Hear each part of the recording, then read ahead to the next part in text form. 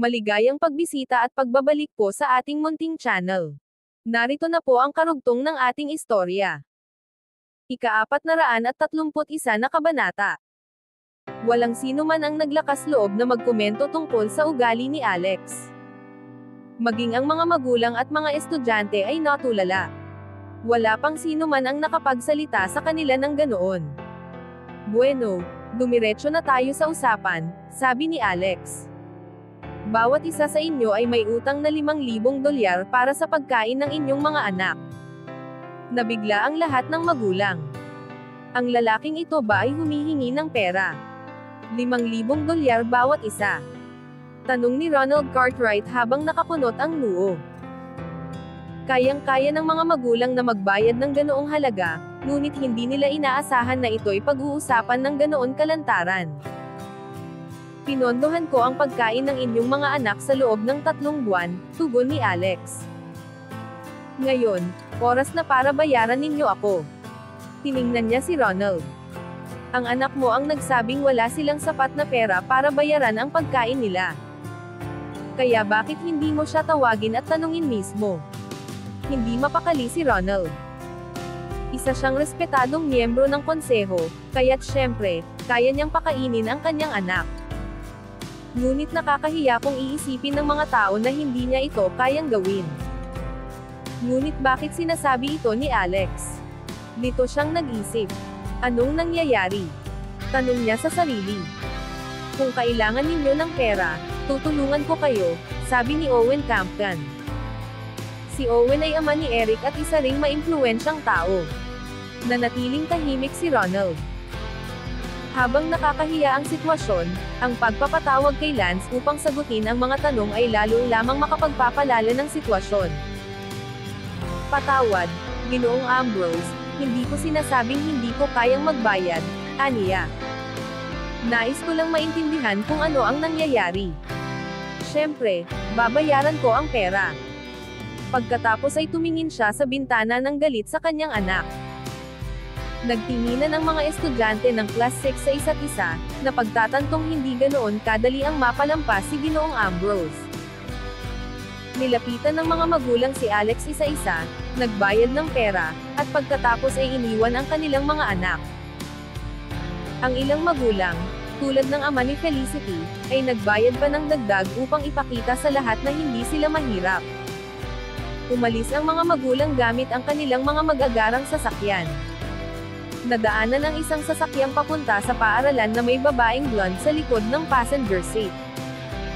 James, sigurado ka bang ang target natin ay nasa paaralang ito? Tanong ng babae habang nakatingin sa mga dumadaang sasakyan.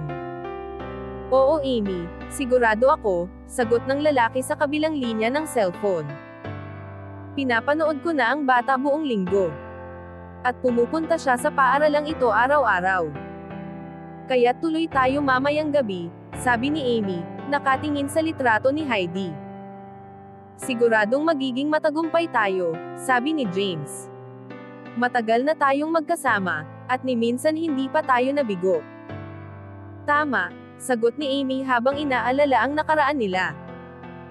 Mas mahihirap na trabaho na ang nalampasan natin kaysa dito.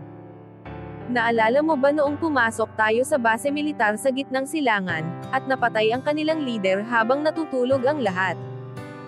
Si James Arnold at Amy Rogers ay dalawa sa pinakamapanganib na mga assassin sa mundo. Dati silang naglingkod sa militar at, matapos magretiro, naging matagumpay na mga bayarang sundalo. Dahil nagawa nilang paslangin ang pinuno ng isang hukbo sa gitna ng kanyang mga tauhan, madali na lang sa kanila ang pasukin ang isang paaralan para duputin ang isang dalagitang estudyante.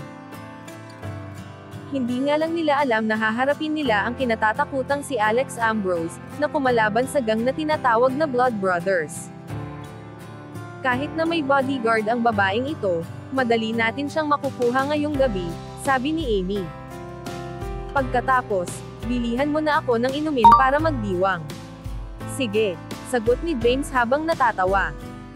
Pagdating ng gabi sa Oak Ridge High School, tahimik sa dormitoryo ng mga babae. Karamihan sa mga estudyante ay nagkukwentuhan at nagtatawanan.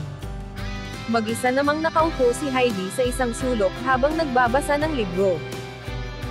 Nalulungkot siya dahil hindi nakadalo ang kanyang mga magulang sa pulong ng paaralan. Biglang bumukas ng malakas ang pinto ng dormitoryo, at ang mga babae ay nagsigawan sa takot, nagtipon-tipon sa kanilang mga kama. Hinugot ni Heidi ang isang maliit na espada na palagi niyang dala.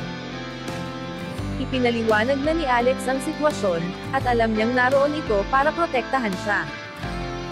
Pinindot niya agad ang silent alarm para alertuhin si Alex.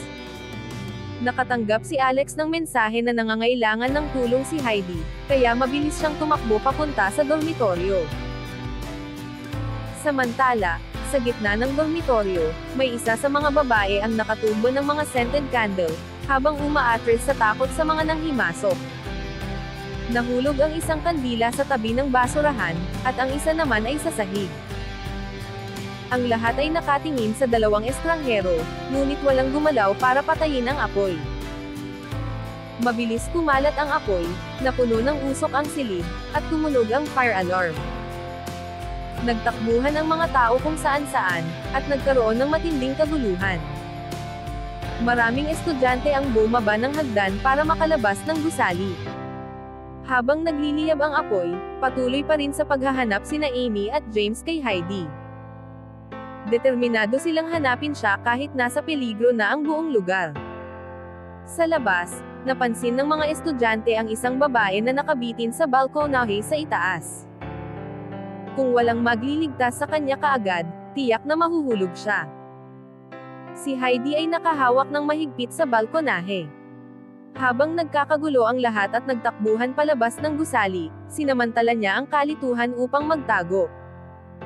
Sinubukan niyang bumaba sa labas ng gusali ngunit naipit siya sa balkonahe.